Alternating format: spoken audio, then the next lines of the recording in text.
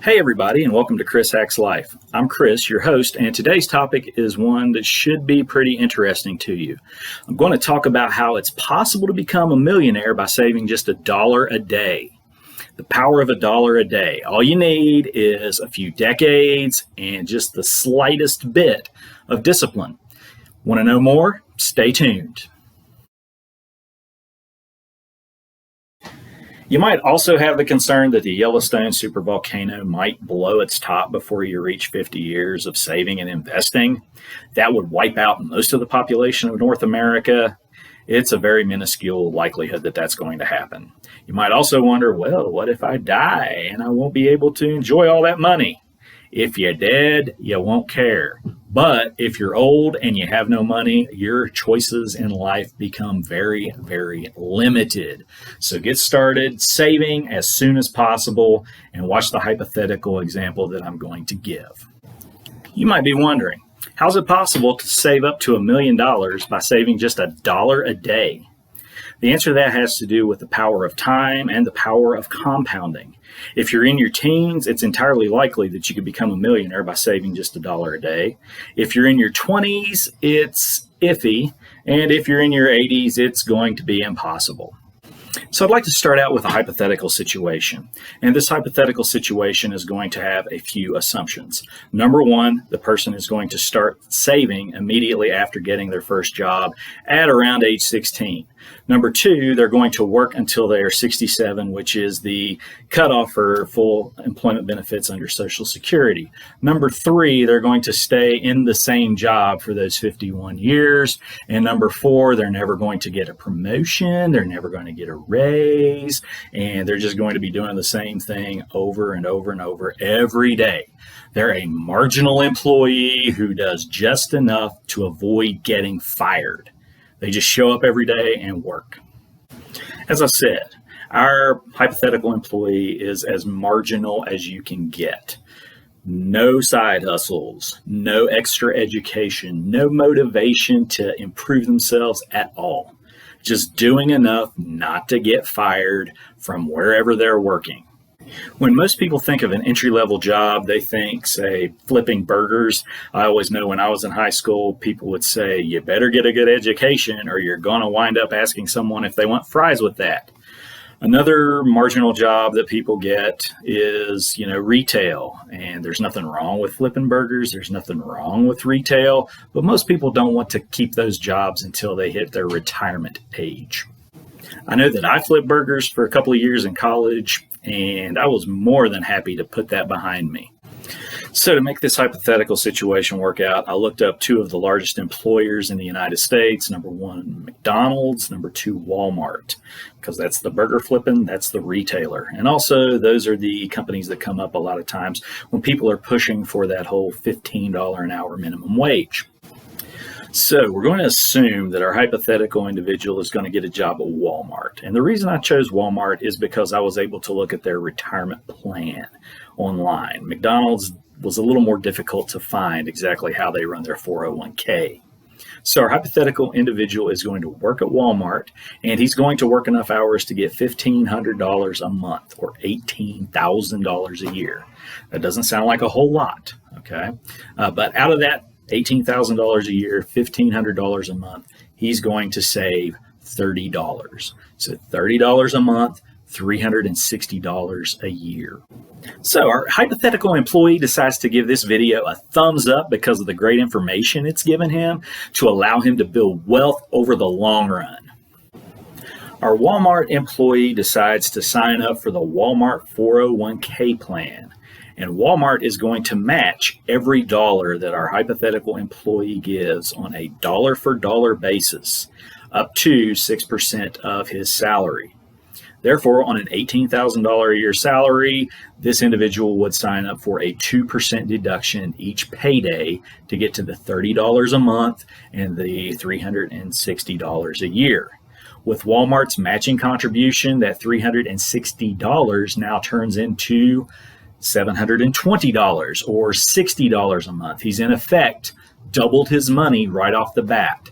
So by getting a job at an employer that offers a 401k match, you can speed up your path to wealth. Now, our hypothetical employee had to sign up for the 401k plan immediately, and that would be at age 16 or 17, right when they get their first job. If they wait 5 years into the future, you can't get to the $1 million as easily because of the power of compounding and the time factor. If we assume that our Walmart employee signs up for the 401k plan at age 16 and pays into it until he can qualify for full Social Security benefits at 67, those 51 years, we invest that $60 a month every month, month in, month out. We compound that at a 10% annual growth rate, and people will say that, the stock market returns on average about 10% a year. We'll come up with, get this, $1 a day of his own money coming out of his paycheck, $1,101,977. The information that I'm giving you comes from a tool, a savings calculator on the MSN website. I'm not going to link to anything to sell you in this video, but I will link to this in the show notes below, this savings calculator.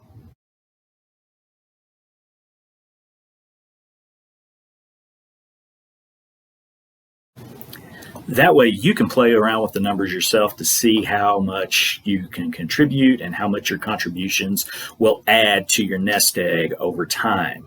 It's not going to be really exciting, the amount of savings that this individual has initially.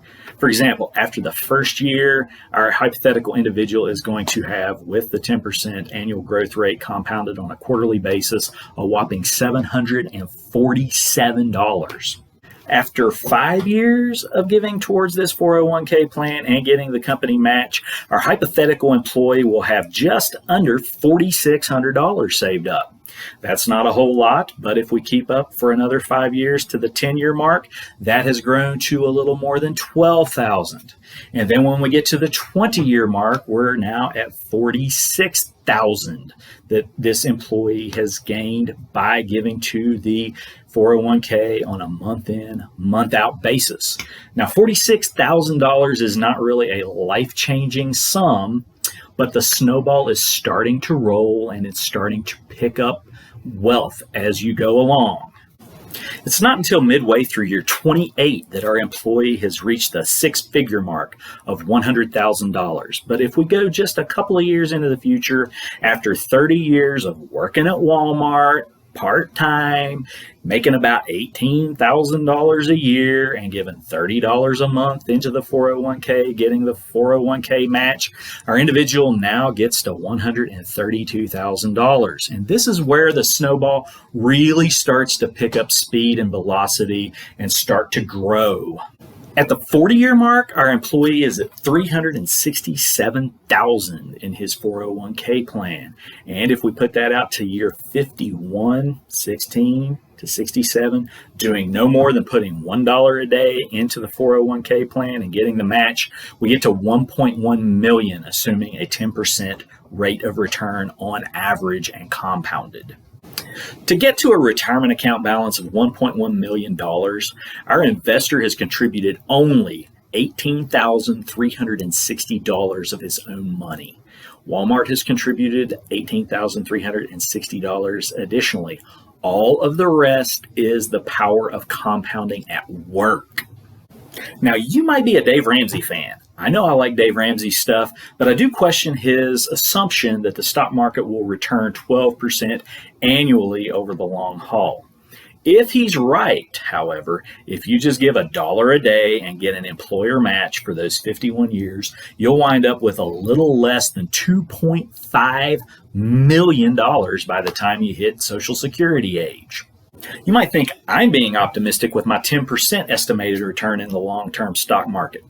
Well, if I'm being too optimistic and you want to be a little more conservative and say 8%, you're still going to wind up with $500,000 just by giving $1 a day and having the employer match that in a 401k account. If your employer doesn't give a 401k match on a dollar-for-dollar basis, you'll have to cut the estimates in half, or you'll have to double your investment up to $2 a day to get the numbers that I'm talking about. What type of fund should you invest in to get these numbers?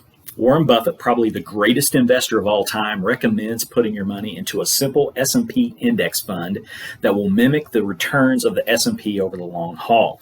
You could also look for a total market fund if your employer is offering something from Vanguard, Schwab, or Fidelity, one of those low-cost brokerages.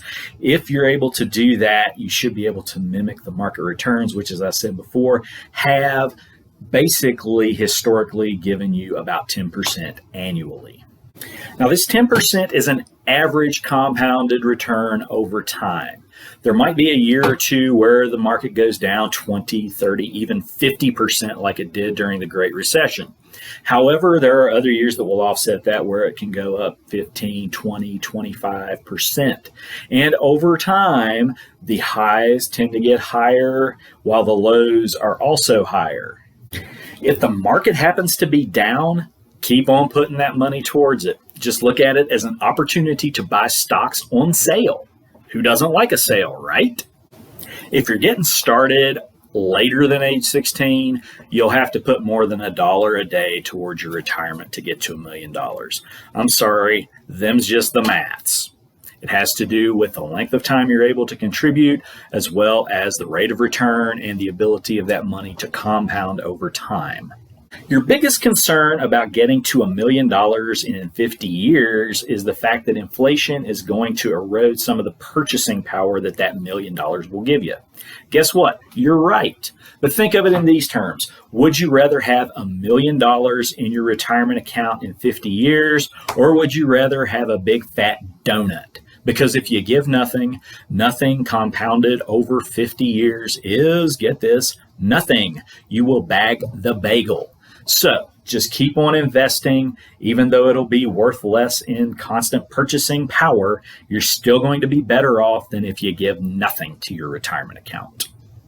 Hopefully you've enjoyed this video and you found it really informative. If so, be sure to give it a thumbs up. And also, it's a very short distance between the like button and the subscribe button.